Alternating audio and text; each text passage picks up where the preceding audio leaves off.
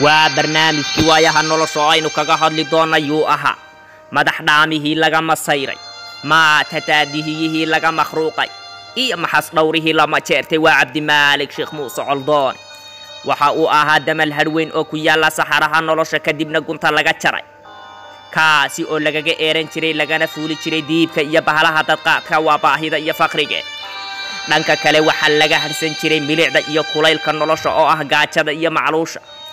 waxa uu ahaa dugsi dhaxanta deyra oo ay ku gam'aan boqolaal waqtigu ka adkaan waxaanu ahaa dhufays adag oo ay ku dhuuntaan danyarta aan wax beerkooda bahal calaashta haysanin waxaanu ahaa shimbir alle u soo diray kuwa cilinkooda la saari waay waxa uu sidoo kale ahaa taakuleeye iyo dhiirigeliye kuwa isdhiibay nolosha oo ka quusta waxa uu sidoo kale tamar buuxda siiyey kuwa taag daraa oo kala ka baahday Cabdimaalik Sheekh Muuse Coldoon waxa uu buuxin jiray boos kuwii loo idmaday ay gabeen taasi oo uu ka dhaxlay khayr ha falin sharba kuma yimaade waxa uu sabab caafimaad u noqday kuwa il daraa oo aan bari dhul dhigi jiray dheg iyo dhabana aan isu keeni jiray waxa uu yidi diila galiyay qalbiye murugta la saaxiiba waxaanu naruura tusay in caadaystay ilmad waxa uu arxamay kuwa xuskoodii alla ka qaaday oo ceela aanu qodnayn cidina aanay u maqnay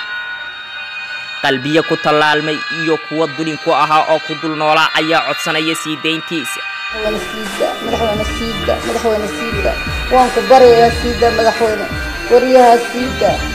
waxa sidoo kale cod dheer hawada ku mariya in la sii daayo madaxda iyo mijaha gobolka Togdheer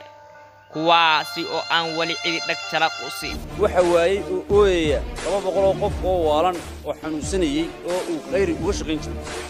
kuwa ku saamax hadduu wax sameeyo baanka waxbuu dhigtay credit buu leeyahay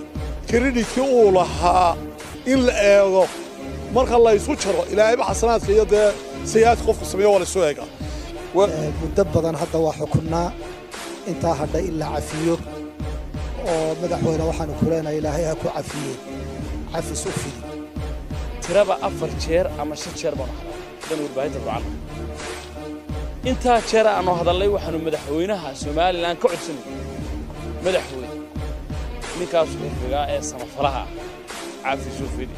madaxweyne cafis u fidi qof waa la diidi karaa laba waa la diidi karaa toban waa la diidi karaa laakiin madaxweyne waxa uu leenahay haddaan gobolkii Togdheer raacay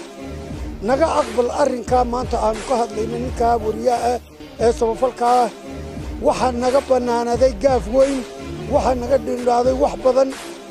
tabaal khayr badan baa naga maqnaaday asdabaha ahaatee iyadoo aanay ahayn tani warbixintii ugu horeysay ee laga soo diyaariyay xariga Coldoon bulshaduna ay tahay mid uu ooman sii deyntiisa oo cod dheer hawada ay u marisa madaxda dalka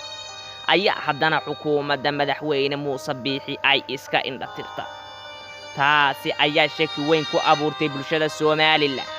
ujeedka laga leeyahay xariga Coldoon